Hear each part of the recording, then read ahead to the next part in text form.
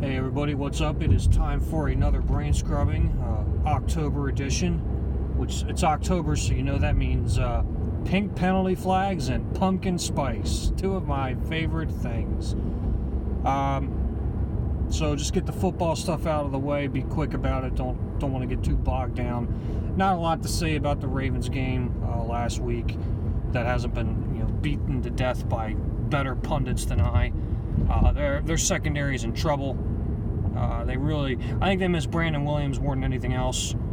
I can't remember, was he out against the Chiefs, or was he just out against the Browns? In either case, I think a lot of people underestimate, at least outside of Baltimore, underestimate how critical he is to making that whole thing go. So hopefully he gets healthy and they have a better showing this week against the Steelers, which they absolutely should. I'm pretty sure the Steelers are going to be pretty bad this year. But, so yeah, we've got that. And then, of course, it's the Drawtober season, which I actually kind of got into last year. I didn't have the gumption. I don't know if that's the right word I'm looking for. Let's say ambition to do every day, and I kind of found out about it early on, or like midway through almost. So I did a few drawings, and it was fun. So I was thinking of doing it again this year, and I was asking around on Facebook, and I kind of got a list from a friend of mine, and it's odd to say the least, but I didn't realize at the time. Somebody else explained to me, it's not to be taken seriously. But I'm going to take it seriously, so I'm gonna go for it. I'm gonna see what a haunted flea market or a haunted grocery store looks like. We'll find what, at least in my head, all these things always look a little different in my off-kilter brain. So I actually we'll see about maybe possibly doing a live stream of drawing one of those, because one of the things I started this whole thing for, and I don't know if I ever actually explained this in my first video, is I want to eventually get an audience built up to either participate in an ongoing or a crowdfunded webcomic, or not webcomic, but just an actual published comic book of my own writing and design and so forth. I just want to see if I can actually do that, if I can pull it off, and at least based on the people that I've seen do it successfully, that I've paid attention to, one of the things you have to do is have a social media presence and an audience. You need a built-in audience already. You can't just go on to Kickstarter or Indiegogo or whatever with 3 people that know about your life in general and say, hey, would you like to pay $25 for my book about an extra-dimensional drunk who has weird hallucinations? I don't know if that's what it's going to be about. I'm still not sold on that idea. Anyway, so not to get too far from my original point, which I haven't even mentioned yet, so I guess I can't get far from it, given that it hasn't even been introduced in the actual video itself. So I recently took it upon myself to make a playlist, in the age of streaming, Amazon, etc. Instead of making the cassette tape, the mixtape, you always try to get the perfect mixtape back in the day, and then later on the mixed DVD would structure a playlist, and even try to put in the breaks and segues to make it sound like a real album. So with a tape example, you might record a couple more seconds of dead air than you would typically between a song, just to give it a little more oomph or some impact or what have you. It's hard to do that with playlists on the streaming, but I put one together because I like, as you've probably gathered, a lot of different types of music, but primarily metal, heavier stuff, hard rock, classic. I guess Guns N' Roses is considered classic rock now. That kind of shit. So I also like instrumentals, so I wanted to put together a playlist of heavy metal and hard rock instrumentals. And so I came up with one, I put it together. It's about an hour and 20 minutes, something like that. and I'm going to go over it, and I'm going to see if I can get your thoughts on it, what you would recommend, or what you think about the order. How would you shuffle it? Am I just wasting my time doing this? Should I be investing energy into other things, or should I continue to express the things that actually interest me on a YouTube channel that's watched by maybe 10 people? So here we go. Starting off, now I always like albums that have bookends, and I got a set list here, cheat sheet, even with like the little cute nicknames that you always see on set lists that musicians like to use. So I like the concept of bookends on an album, where the song, like the first and the last song, are either like a prequel or a sequel to one another, or they're just kind of thematically similar or structurally similar, or melodically similar. Operative word here is similar. You have one at the front, one at the back, bookends. Well, I guess nobody really reads books anymore, so that term might confuse people. So e-reader ends, it doesn't have the same ring. Clickbait article ends, no, let's just stick with bookends, stick with what I know. Alright, so leading off at first base for the Orioles, Swishy McJackass, batting 2, .002, that's what he's batting. No, it's Russian Circles with Memorial. The song itself is called Memoriam. It is the first song on the album Memorial. It's a really cool intro track. Got a nice little spacey vibe to it. It leads into the heavy stomper that comes after it, which I can't remember what that song is called. All their song names are goofy as fuck. Album titles too. I mean, obviously they do it on purpose. You have a process behind what you call your material, but I don't know what the purpose, what's driving that purpose. Are they just trying to frustrate people, or are they just trying to, maybe make you think a little more about what you're listening to kind of match up with, like, okay, what does this have to do with Visser, or what? I don't even know if that's not a song of theirs, but anyway, that's track 1. Track 2 is the granddaddy of all heavy metal instrumentals, in my opinion. That is Orion by Metallica, 7th song from Master of Puppets. Just an epic masterpiece. Great music, heavy parts, driving parts, really cool melodic, slow parts in the middle. Builds up to a great climax, and it's a fantastic lead into Damage Inc. After that, we've got kind of staying in that 80s thrash vein, part of one of the best 1-2 opener punches out there on a thrash record, in my opinion. That is Into the Lungs of Hell by Megadeth. I got the remastered version. That's all you could find on Amazon. I kind of like just the original raw album version, or studio version, whatever you want to call it. A while back, Mustaine went through and remastered a bunch of his, or I think his whole back catalog. I think it was back when they were having a hard time putting decent records out, so like, gotta pay the mortgage, let's remaster all our old shit and sell it again. Anyway, that's the third track.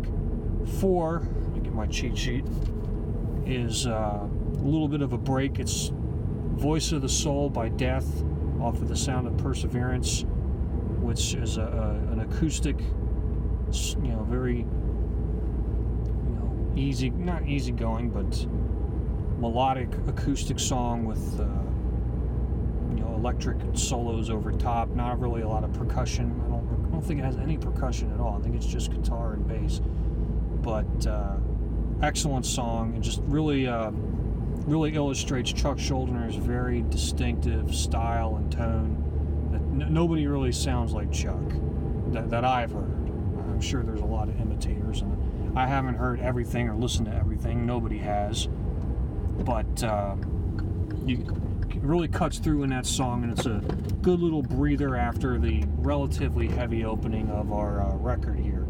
Next is Apex by Revocation, probably one of the newer songs on this list. It's from Deathless. Great album, good band. I hope to see him with Voivod later this month. Gotta look and see if I can work it out time-wise with my work schedule. But love this song. It's got a cool riff to begin. It's all over the place. Really illustrates their jazzy, proggy style as well as their ability to just balls to the wall, thrash, death thrash, death thrash, whatever the genre is that Revocation falls into. They're kind of hard to qualify. Next, after Apex, we have probably my favorite song title on this list. That is Woodpecker from Mars by Faith No More off of The Real Thing. Fantastic groove on this song. You can really see when Mike Borden and Billy Gould were on the same page and they wanted to just hammer some shit out as a rhythm section. This is the epitome of that song. Just very basic, pretty simple guitar riff underlying it, but it's got that distinct Jim Martin tone, and of course some real spacey Faith No More shit in the middle. But God, it's just the bass line and just the thundering drums driving. It's great. Woodpecker from Mars. Next, this one might be a little controversial. There's a little backstory behind this. It's Suicide and Redemption by Metallica off of Death Magnetic, which I think is kind of a pretty decent record. Good comeback to form for them after Saint Anger and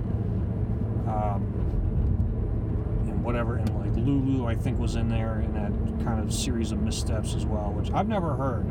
I just assume everybody's telling the truth when they say that Lulu is the most righteous piece of garbage ever out there. But the whole idea doesn't really interest me, and I'm not one of these folks who just has to go out and consume every bit of product that my favorite artists and bands put out. It's just, there's a few like that I'm where I'm that loyal. But sometimes if word of mouth is that, yeah, you don't need to listen to this, then I probably won't listen to it. But anyway, so some of you might wonder why that and not. I'll just tell you, Call of Cthulhu is not on this list. To Live Is to Die is not on this list. I think both of those songs are kind of repetitive. It's just sort of long crawls of the same riffs over and over, which you could definitely say Suicide and Redemption is as well. It's funny, I was going to take it off, but then I was reading up on Hetfield's newest rehab stint, and I saw one of these clickbait articles from Loudwire, which, the 115 or all the Metallica songs and from worst to first.